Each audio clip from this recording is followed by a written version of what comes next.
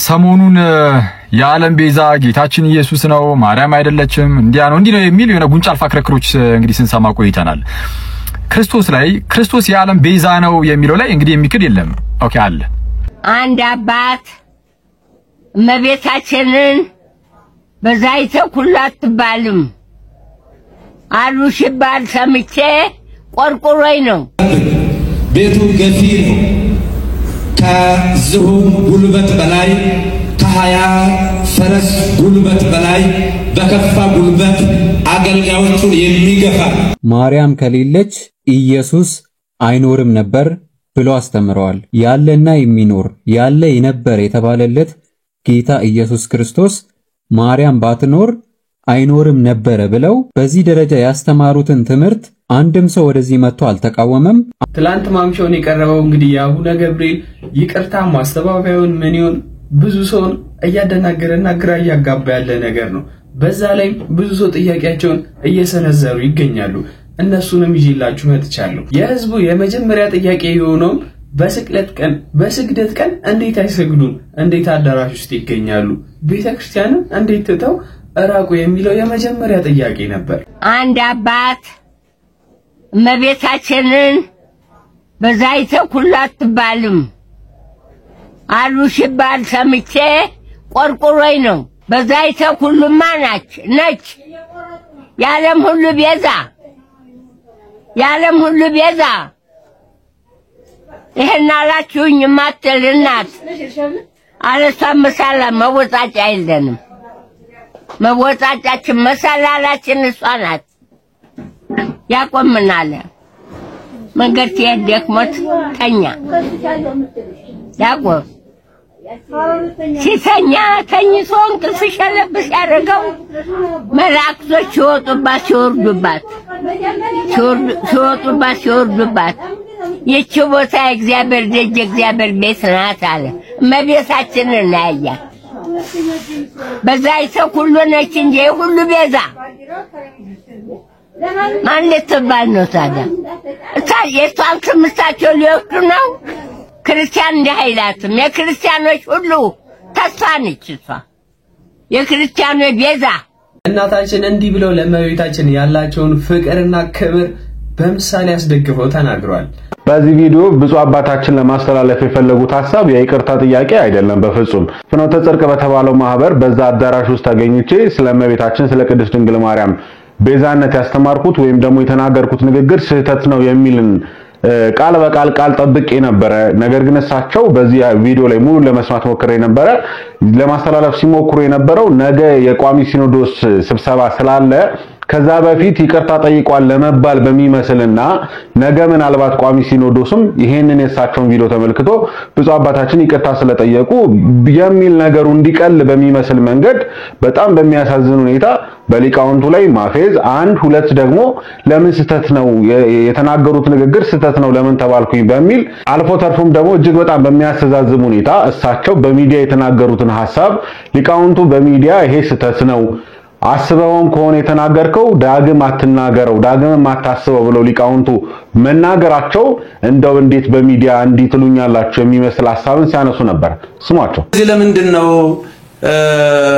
ጥላ ቤዛ ይባላል ሌላ ቤዛ ይባላል የሚልም ሊቃውንቱ ከሰሞኑ ጀምሮ ግሱን እየተነተኑ ሲነግሩን ከርመዋልና በመጀመሪያ ደረጃ ብፁዕ አባታችን እርሶ ራሱ ለማስተባበል ከመሄድ ይልቅ የኢትዮጵያ ኦርቶዶክስ ተዋሕዶ ቤተክርስቲያን እንደምታምነው እርሶም የሚያምኑበት ከሆነ ዛሬ መናገር የነበረበት አንድ ሐሳብ በዳህጸ ልሳንም ከሆነ የተናገሩትኝ የድንግል ማርያም ቤዛነትን በተመለከተ የተናገርኩት ሐሳብ እጅግ በጣም ስህተትና የስተት ትምህርት አስተምር ያለው የሚል ሐሳብ ቢናገሩ እንደውም እንደ አባትነት የተሰና መምህር ጥፋትን የማመንም እንደው አራያ ይሆኑን ነበርና አሁን ግን ዛሬ የተላለፈው ነገር ምናልባት ለነገው የቋሚ ሲኖዶስ ስብሰባ ቅድሚያ ይቅርታ ጠይቋል ለመባል የሚመስል ነገር ሆኖ ነው ያገኙት። አኪስኪ ወደ ዓለም መረጃ እንመለሳለን። ሰሞኑን የዓለም ቤዛ ጌታችን ኢየሱስ ነው ማርያም አይደለችም እንዲያ ነው እንዲህ ነው የሚል የሆነ ጉንጫ አልፋ ክርክሮች እንግዲህ ስንሰማ ቆይተናል። ክርስቶስ የዓለም ቤዛ ነው የሚለው ላይ እንግዲህ የሚክድ የለም።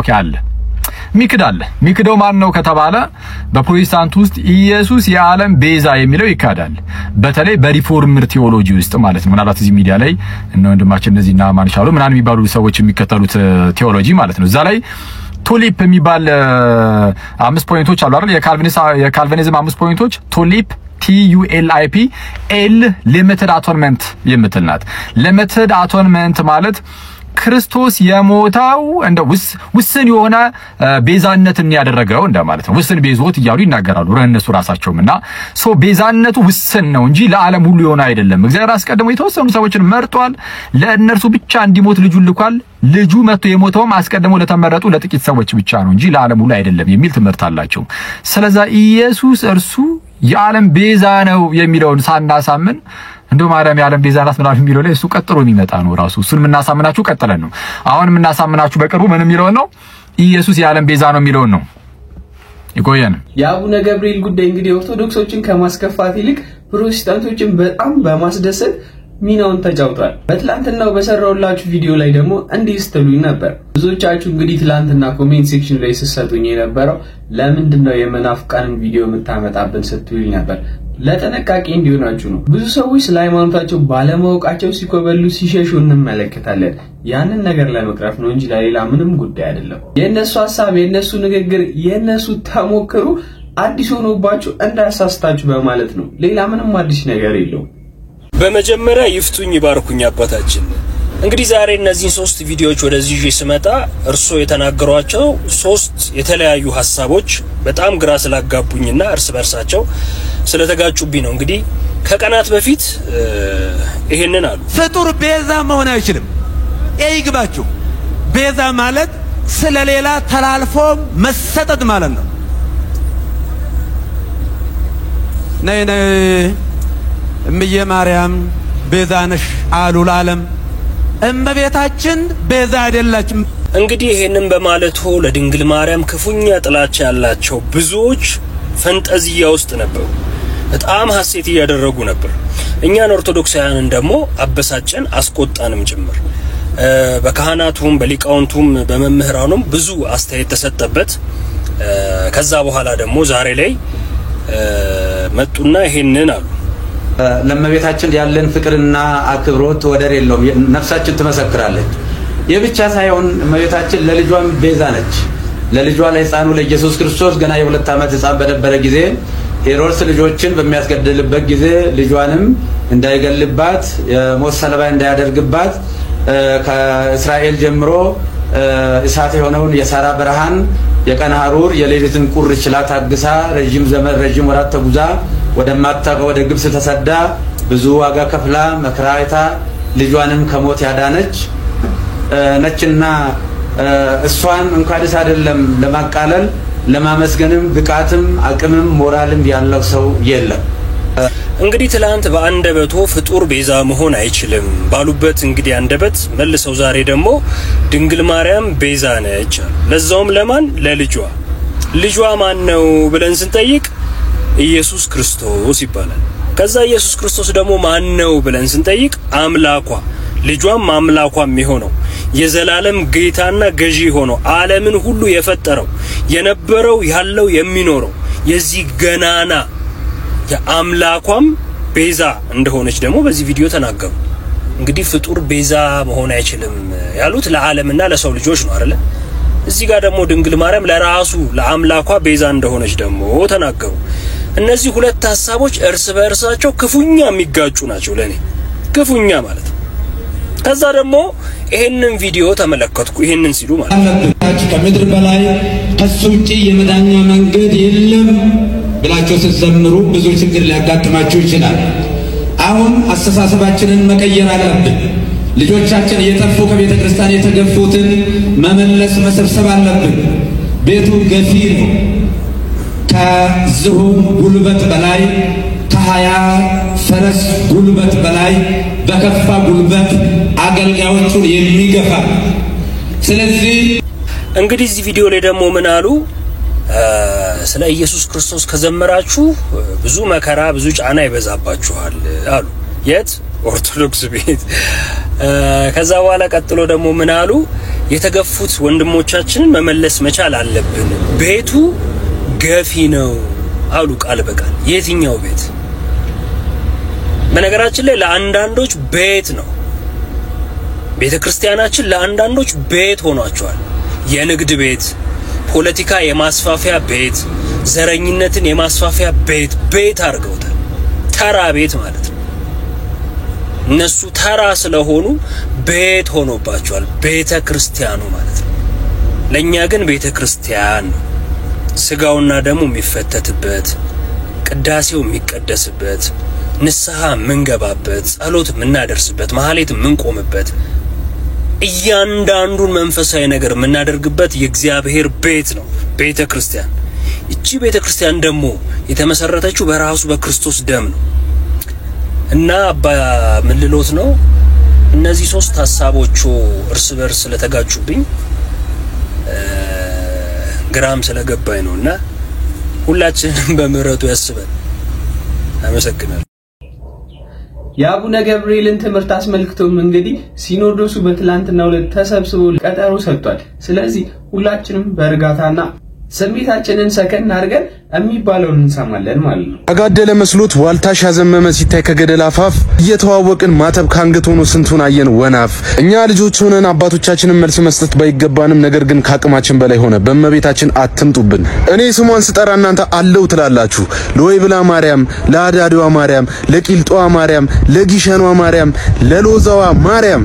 አንድ ወንድማችን እንግዲህ ከአቡነ ገብርኤል የባሰ አስተምሮ ተምረን እናውቃለን። ለምንድነው እሳቸው ላይ ይሄን ያህል ተጽዕኖ የተፈጠረው ይለናል። እስኪ እንመልከተው። መንፈስ ቅዱስ የወረደላቸው እርሷ ስላለች ነው። እርሷ ባትኖር ኢየሱስ ክርስቶስ አይመጣም አይኖርም። ኢየሱስ ክርስቶስ አይወለድም እርሷ ባትመጣ። አብን አናየውም፣ ወልድም አንመለከተውም። መንፈስ ቅዱስም ደግሞ መጥቶ ለሐዋርያት ቋንቋ ሲገለጽ ኃይል ብርታት ሲሆናቸው አይመጣም። ማርያም ከሌለች ጌታ የለም። ጌታ ከሌለ ደግሞ ሥላሴነት የለም። ሥላሴነት ከሌለ ደግሞ እግዚአብሔር የለም። እግዚአብሔር ከሌለ ደግሞ ዓለምን የለም።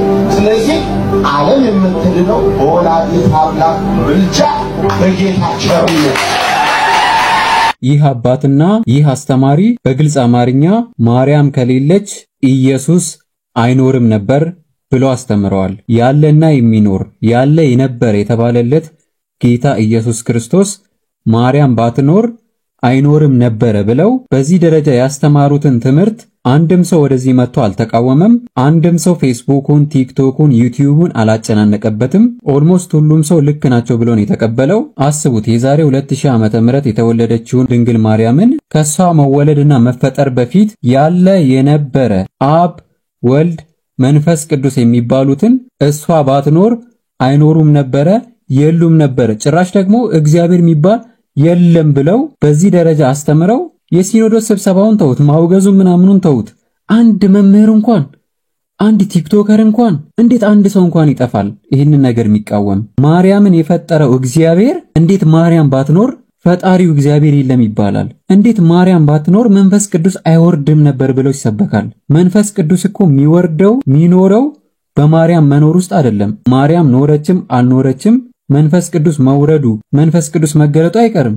አብ፣ ወልድ፣ መንፈስ ቅዱስ የሚባሉትም ከማርያም በፊት ያሉ የነበሩ ናቸው እንጂ ማርያም ስለተወለደች ማርያም ስለመጣች የመጡ አይደሉም። ምን ነው የአብርሃሙ ሥላሴ እየተባለ በየዓመቱ ይከበር የለ እንዴ? ለአብርሃም የተገለጠው ሥላሴ ማርያም ከመጣች በኋላ ነው የተገለጠው? ከማርያም ከስንት ሺህ ዓመት በፊት አይደል እንዴ ለአብርሃም የተገለጡት? ዓለምን የፈጠሩት አብ፣ ወልድ፣ መንፈስ ቅዱስ ነው ብሎ የሚያምን ሰው እንዴት ማርያም ነች አብ፣ ወልድ፣ መንፈስ ቅዱስን የፈጠረችው እሷ ስላለች ነው የኖሩት ብለው በዚህ ደረጃ ያስተምራሉ? እኔ አፌ ሞልቼ ነው የምናገረው። ሲኖዶስ ሊሰበሰብ የሚገባው፣ ሲኖዶስ ሊያወግዝ የሚገባው፣ ሲኖዶስ ሊያግድ የሚገባው እነዚህን ሁለቱን ሰዎች እንጂ መጽሐፍ ቅዱስን የሚያስተምር መጽሐፍ ቅዱስን በግልጥ ለዓለም ሁሉ የሚሰብክ ሰው አይደለም። አይደለም ታድሶ፣ አይደለም መናፍቅ፣ አይደለም ጴንጤ፣ ከፈለጋችሁ ኢሉሚናቲ ማለት ትችላላችሁ። ለኔ የእግዚአብሔር መኖር አለመኖር በድንግል ማርያም አይወሰንም። እግዚአብሔር ከዓለማት በፊት ነበረ፣ ከዓለማት በኋላም ይኖራል። የእግዚአብሔር መኖር አለመኖርን የትኛውን ፍጡር ሊወስነው አይችልም። ዓለም ሳይፈጠር ነበረ፣ ዓለም ሲፈጠርም ነበረ፣ እቺን ዓለምም ራሱን የፈጠረው እቺን ዓለምም በራሱ እጅ ማጥፋት ይችላል ያጠፋታልም። የማንም መኖር የማንም አለመኖር እርሱ እግዚአብሔርን ሊያኖረውም ሊያጠፋውም አይችልም። አንዳንድ ጊዜ ማርያምን ለማክበርና ከፍ ለማድረግ ብለን የምንሄድበትን ርቀት ማወቅ አለብን። ማርያም ከፈጣሪ በታች እንደተባለች አትርሱ። አንዳንድ ሰው ሲሰብክ ማርያምን ከእግዚአብሔር ጋር ሲያስተካክላት፣ አንዳንዱ ደግሞ ከእግዚአብሔር ሁላ ከፍ ሲያደርጋት በግልጽ እያየን እንገኛለን። ማርያም ከሌለች እግዚአብሔር የለም ማለት ማርያም ከእግዚአብሔር ትበልጣለች ማለት ነው። ጌታችን አምላካችን መድኃኒታችን ኢየሱስ ክርስቶስ በሚጠራበት ቤዛነት የኃጢአት ስርየት ቤዛነት በዚህ ፍጡር ሊጠራ አይገባም አይችልም የሚል ነው በጥቅሉ። አው ትክክል ነው። ከመላእክት ጀምሮ እስከ ሰው ያለው ሁሉ ወይም ደግሞ ዓለም ከተፈጠረ ዘመን ከተቆጠረ ጀምሮ እስካሁን ድረስ ያለው ወይንም ደግሞ እስከ ለሰምጣት ድረስ የሚቀጥል ሁሉ ኢየሱስ ክርስቶስ ጌታችን መከራ የተቀበለው መከራ ቢቀበል ጌታችን አምላካችን መድኃኒታችን ኢየሱስ ክርስቶስ በቀራንዮ የከፈለውን ቤዛነት ማንም ሰው መክፈል አይችልምና እሱ የኃጢአትና የሞት መድኃኒት በማዳኑ ተረፈ ደዌ የሌለበት የዓለም ቤዛነቱ የኃጢአት ስርየት ነው።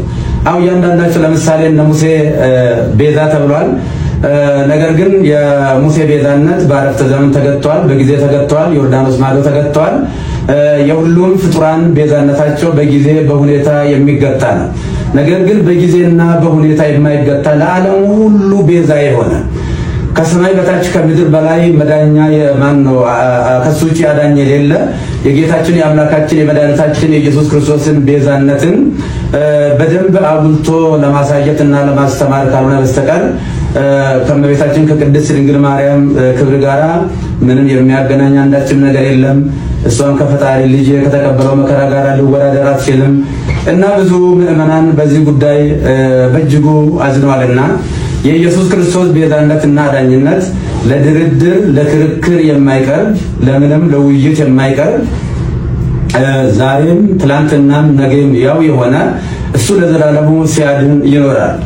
እንግዲህ ሲባል ሰዎች ለሚዲያ ፍጆታ አንዳንዶቹ ደግሞ ኮነ ነገር ጋር የተያዘ በሚመስል መልኩ የተከፈተብኝ ዘመቻ እኔን የማይመለከተኝ መሆኑን ህዝቡ በደንብ እንዲያውቅ ለማለት ፈልጋለሁ። እንደምታወቀው ይህንን በሰፊው በሚዲያ በማራገብ ምዕመናንን በማሳሳት በማሳዘን በማልቀስ የተለያየ ትርጉም በመስጠት ሲያካሂዱ የነበሩ ወንድሞችና እህቶችን አባት ነኝና አባት እንደመሆኔ መጠን ሳልቀየማቸው ይቅርታ እያደረግኩ እግዚአብሔር ይቅር በላቸው ለማለት እወዳለሁ። በቀጣይ ቪዲዮ እስከምንገናኝ ድረስ ቸር ቆዩልኝ።